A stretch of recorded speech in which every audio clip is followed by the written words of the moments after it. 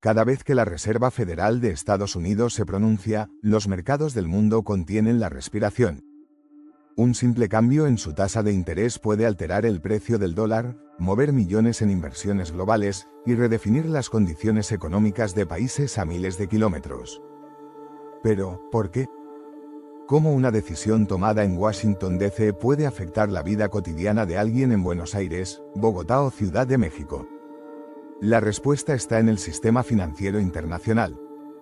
Vivimos en un mundo interconectado donde el dólar estadounidense no es solo una moneda nacional, es la divisa de reserva global, el estándar con el que se comparan todas las demás monedas, y la unidad con la que se hacen la mayoría de las transacciones internacionales.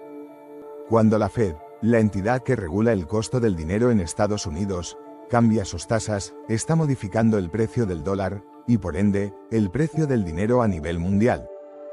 Imagina que eres un país latinoamericano con deuda en dólares.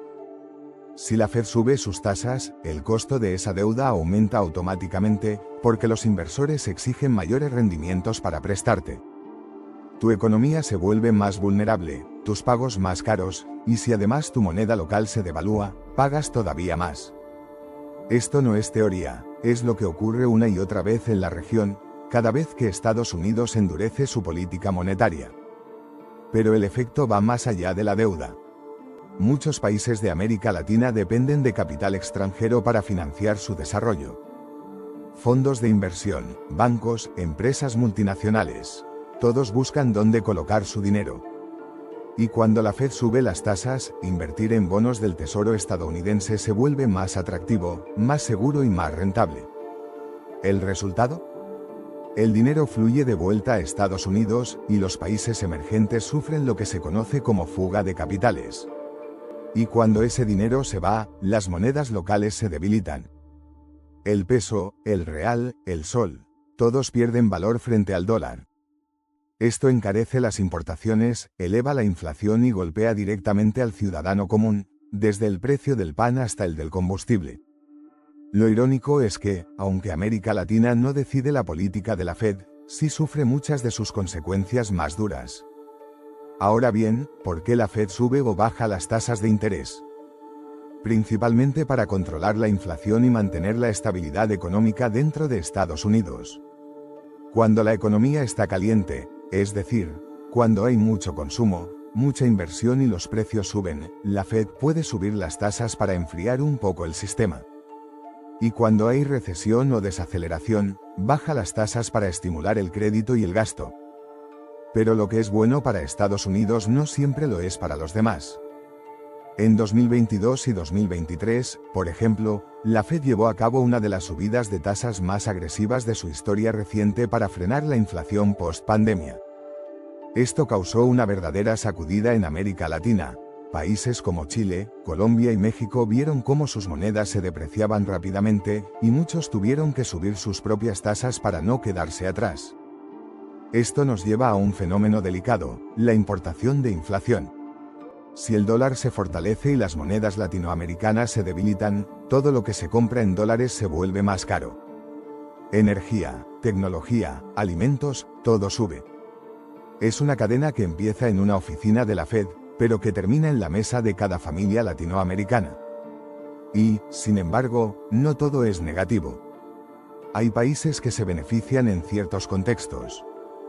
Por ejemplo, cuando el dólar está fuerte y las materias primas se encarecen, los países exportadores, como Brasil con el petróleo o Chile con el cobre, pueden ver mayores ingresos. Pero incluso ese beneficio puede ser efímero si el entorno financiero global se vuelve inestable. Lo importante aquí es entender que América Latina está profundamente expuesta a las decisiones de política monetaria de Estados Unidos, pero no tiene herramientas directas para influir en ellas. Es como estar en un barco en medio del océano, no decides el rumbo del viento, pero debes ajustar tus velas constantemente si quieres sobrevivir. Una de las formas más visibles en que las decisiones de la Fed golpean a América Latina es a través de lo que podríamos llamar reacción en cadena institucional. Es decir, cuando la Fed toma una medida, los bancos centrales latinoamericanos se ven forzados a responder, muchas veces en contra de sus propios ciclos económicos internos. Países con crecimiento débil, desempleo alto o pobreza estructural terminan subiendo sus tasas de interés solo para evitar una devaluación mayor o una fuga de capitales. Este fenómeno es particularmente dañino para las economías en desarrollo. Mientras en Estados Unidos las subidas de tasas se acompañan de un aparato económico robusto, en América Latina las consecuencias pueden incluir caídas en el crédito, desincentivos a la inversión y un freno brusco en el consumo. Y eso sin contar con los efectos sociales, menos empleo, más informalidad y un aumento en la desigualdad. Pero la relación entre la Fed y América Latina no es simplemente una de víctima y verdugo. También revela la profunda dependencia estructural que muchos países de la región han construido en torno al sistema financiero estadounidense.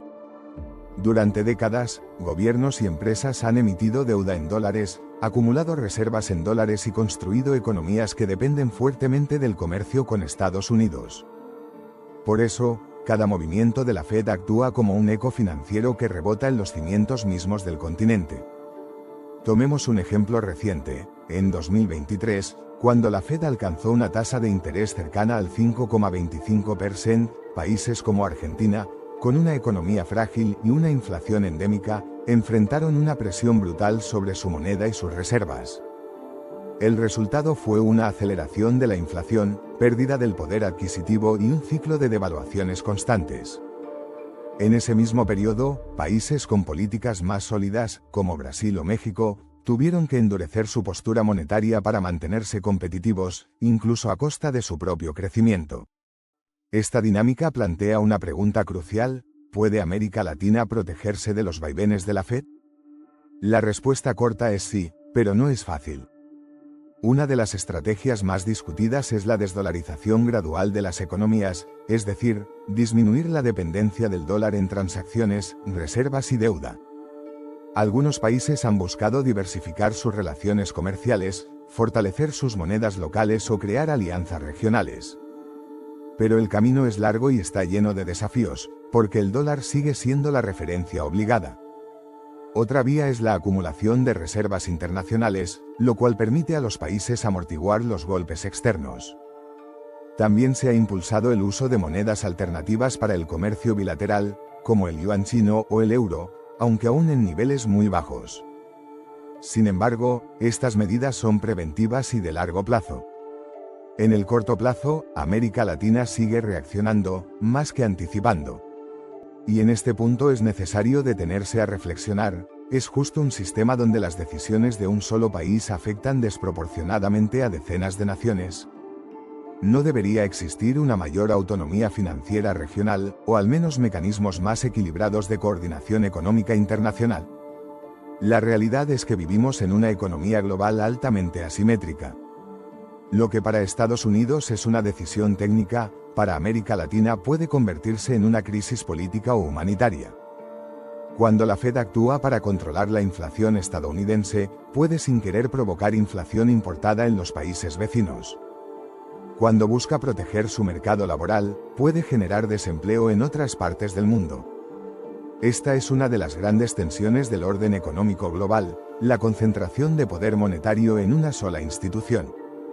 Y, aún así, el futuro no está completamente determinado. América Latina ha mostrado una y otra vez una capacidad de adaptación y resiliencia admirable. En los últimos años, varios países han fortalecido sus marcos fiscales, aumentado su transparencia y mejorado la regulación bancaria. Estas fortalezas no eliminan el impacto externo, pero sí permiten responder con mayor agilidad y solidez. Además, el surgimiento de nuevas tecnologías financieras, como las monedas digitales de bancos centrales, CBDC, abre una ventana para redefinir parte de la arquitectura monetaria actual. Algunos analistas creen que, en el mediano plazo, podríamos ver una mayor regionalización del comercio y una menor dependencia del dólar. Otros, más escépticos, piensan que el dominio de la Fed seguirá siendo absoluto, al menos mientras Estados Unidos mantenga su posición geopolítica. Y en medio de todo esto, el ciudadano común observa, a veces sin entender del todo, cómo su salario rinde menos, cómo el precio de los alimentos sube o cómo los créditos se vuelven inalcanzables. Tal vez nunca haya oído hablar del Comité Federal de Mercado Abierto, ni conozca los nombres de los presidentes de la Fed.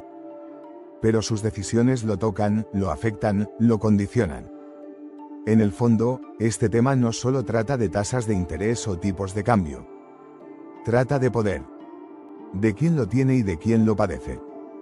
La Reserva Federal no fue diseñada para considerar el impacto de sus decisiones más allá de las fronteras de Estados Unidos. Y sin embargo, en un mundo donde los capitales cruzan el planeta en milisegundos y los mercados se contagian como virus, su influencia se vuelve global, casi imperial. Y eso nos lleva a una pregunta inquietante: ¿debería existir una nueva arquitectura financiera internacional? ¿Un sistema en el que las economías emergentes no estén atrapadas entre las decisiones de potencias distantes y sus propias debilidades estructurales? Algunos economistas abogan por una mayor coordinación entre bancos centrales del mundo, otros sueñan con una moneda global neutral, como lo fue en su momento la idea del Bancor de Keynes. Pero estas soluciones parecen lejanas y, mientras tanto, la realidad sigue exigiendo respuestas más inmediatas. Lo cierto es que, en el presente, la vulnerabilidad ante la Fed es un espejo de nuestras propias fragilidades. En lugar de simplemente culpar al gigante del norte, tal vez el desafío sea usar ese espejo como una herramienta para el cambio. ¿Por qué dependemos tanto de una moneda que no controlamos? ¿Por qué no hemos fortalecido los vínculos económicos dentro de nuestra propia región? ¿Por qué seguimos sin un escudo real frente a las tormentas externas? En el camino, hay ejemplos que inspiran. Países que han diversificado su matriz productiva, que han apostado por el desarrollo tecnológico, que han ampliado sus reservas y establecido políticas fiscales más responsables. Pero también hay retrocesos, populismos financieros, decisiones erráticas que hipotecan el futuro.